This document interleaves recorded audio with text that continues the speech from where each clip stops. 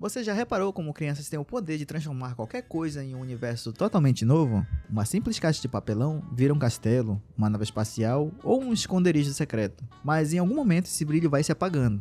E por que isso acontece? A resposta está mais perto do que você imagina. Ela está na educação formal, um sistema que promete nos ensinar a pensar, mas não a pensar de maneira livre, e sim de uma forma linear, previsível e limitada. O que aconteceu nesse meio tempo? Onde foi parar aquela criatividade que parecia infinita? Será que você ainda tem capacidade de criar algo único?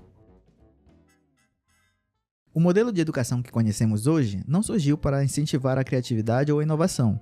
Ele foi desenhado no século XVIII, durante a Revolução Industrial, quando as sociedades precisavam de trabalhadores mais obedientes e eficientes, e não de pensadores criativos. Naquele tempo, as escolas eram projetadas para formar pessoas que cumprissem ordens, que soubessem repetir processos e se encaixassem em sistemas rígidos. E 200 anos depois, o mesmo modelo ainda está aqui. Mas o problema é que hoje as maiores oportunidades vêm de ideias novas, de soluções criativas. E o que o sistema educacional faz? Ele nos ensina que há apenas uma resposta certa, e ele nos pune por tentar algo diferente. Agora pense nisso, as crianças nascem criativas. Elas têm curiosidade, vontade de explorar e de testar tudo ao seu redor. Mas o que a escola faz? Ela vai colocando limite, ela cria regras, ela transforma o ato de aprender em uma tarefa maçante, mecânica e desinteressante. Nós não aprendemos a pensar fora da caixa, porque a escola nunca nos deixa sair dela.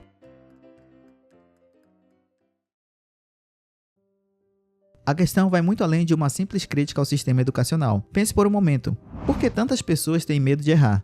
Por que na escola somos ensinados que existe apenas uma resposta certa? E o que acontece com quem tenta uma abordagem diferente? Esse medo do erro acompanha a maioria das pessoas pelo resto da vida. Crescemos acreditando que errar é sinônimo de fracasso, e não uma oportunidade de aprendizado. Porém, sabemos que errar é essencial para a criatividade, que sem erros, nunca teríamos invenções magníficas como o avião, a lâmpada, ou qualquer outra coisa que admiramos, pois coisas incríveis não surgem na primeira tentativa, elas são fruto de diversos testes e que na maioria é uma falha antes de dar certo. E surge a premissa de que antes de alguém obter um resultado, ele é apenas um louco tentando algo fora da caixa. Porém, quando ele consegue fazer acontecer, ele se torna um gênio visionário. Mas se errar é tão importante, por que as escolas nos treinam para não errar a qualquer custo? O que isso faz com o nosso potencial criativo? Será que o medo do erro é o que está nos prendendo?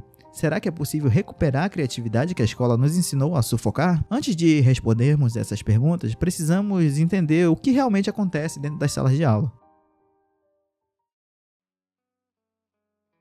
Olhando para trás, é fácil perceber que o problema começa desde cedo. Desde o primeiro dia na escola, somos condicionados a pensar que existem padrões rígidos que devemos seguir. Quando você erra uma conta matemática ou escreve algo fora do padrão, o erro é marcado de vermelho. Seus desenhos são limitados a regras como o céu é azul, o sol é amarelo, a casa tem portas e janelas no centro. Esse condicionamento vai criando um bloqueio, fazendo com que a gente cresça com medo de sermos diferentes, já que trilhando esse caminho seremos repreendidos. Passamos a buscar aprovação em vez de explorar o desconhecido.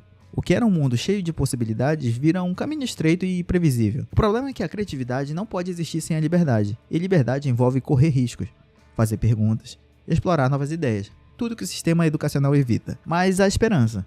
Mesmo que o sistema não ajude, podemos mudar isso. Devemos primeiramente reaprender o conceito de errar. Passar a olhar para o erro como uma parte do processo criativo. Grandes ideias surgem do caos, não da perfeição. Walt Disney, por exemplo, foi demitido de um jornal porque não tinha criatividade suficiente. Seus fracassos iniciais levaram a criar um império que transformou o entretenimento global. Em segundo lugar, devemos questionar o que é imposto. Geralmente, só replicamos coisas sem perguntar o porquê. Steve Jobs, por exemplo, constantemente questionava o status do design e na tecnologia, criando produtos que ninguém imaginava que precisava, como um iPhone. Ele desafiava engenheiros e designers a pensar fora das limitações convencionais. Essa é apenas a base. O verdadeiro resgate da criatividade acontece quando você percebe que o maior obstáculo não é a falta de ideias, mas o medo de se aventurar nelas. O que está por vir vai mudar a sua forma de ver o aprendizado. Vamos aprofundar no que realmente sufoca a criatividade e como você pode escapar desse ciclo. Vamos imaginar uma sala de aula comum, com fileiras de carteiras alinhadas, todas voltadas para a mesma direção. No quadro, o professor escreve o que os alunos devem copiar. É um sistema onde todos aprendem da mesma forma, na mesma velocidade e têm as mesmas respostas. Quem se desvia desse padrão é rapidamente corrigido. Parece familiar? Esse cenário é o reflexo de um sistema educacional que sufoca qualquer pensamento criativo. Agora, imagine uma criança nesse mundo.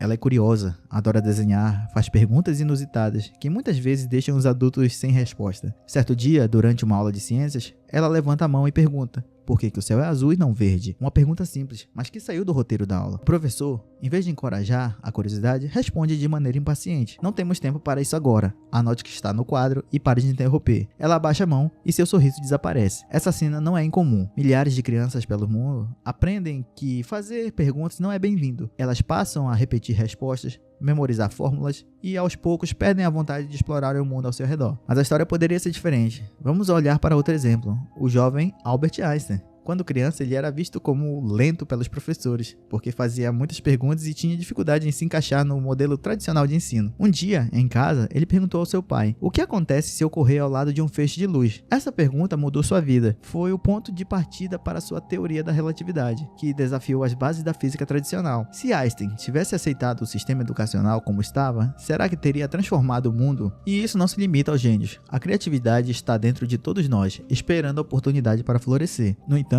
a história não precisa terminar assim. É possível resgatar a criatividade, mesmo depois de anos de repressão. A primeira chave é mudar a maneira como enxergamos o erro.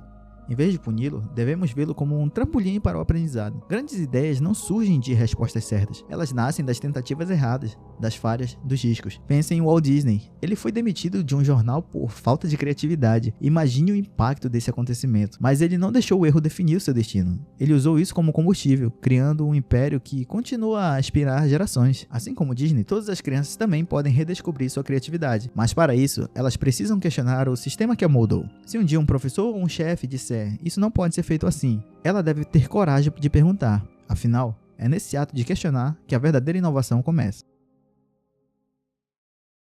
A boa notícia é que a criatividade não desaparece completamente. Ela pode estar adormecida, mas não está perdida. O que você precisa fazer é desafiar limites que foram impostos ao longo da vida. Lembre-se de como você se sentia quando era criança. Errar fazia parte da diversão. Você tentava construir algo com seus blocos e eles caíam, e mesmo assim você começava de novo. A criatividade floresce quando nós permitimos experimentar sem medo.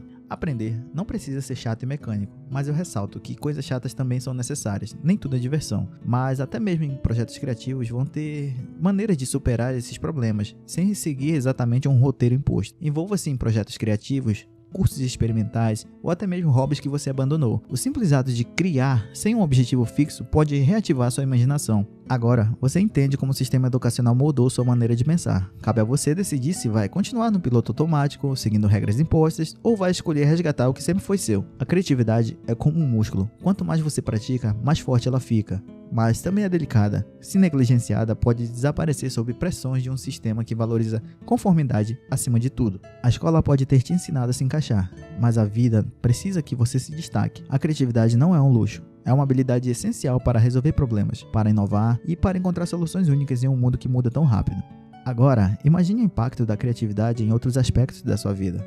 Por exemplo, no modo como lidamos com o dinheiro. Se você quer entender como o dinheiro físico e a criatividade financeira podem ser sua chave para a liberdade, principalmente em um mundo que está cada vez mais tentando te controlar, assista ao nosso próximo vídeo no card. A gente vai falar sobre o dinheiro físico e como ele pode ser a última barreira para salvar suas finanças. Te vejo lá!